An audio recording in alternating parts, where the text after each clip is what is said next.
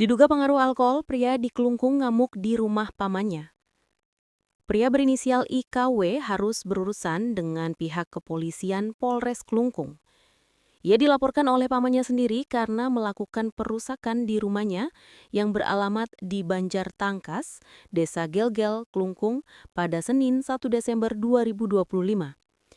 Berdasarkan informasi yang dihimpun, pelaku tiba-tiba mengamuk sambil melempar botol bir ke arah rumah pamannya.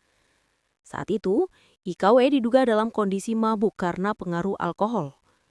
Kasih Humas Polres Kelungkung, Ibtu Idewa Nyoman Alit Purnawibawa, membenarkan adanya laporan tersebut.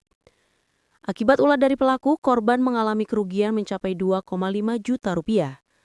Dengan adanya laporan tersebut, IKW menjalani pemeriksaan di Mapolres Kelungkung. Atas kejadian tersebut, Polres Kelungkung mengimbau masyarakat untuk menghindari konsumsi minuman beralkohol berlebihan yang dapat memicu tindakan yang merugikan diri sendiri maupun orang lain.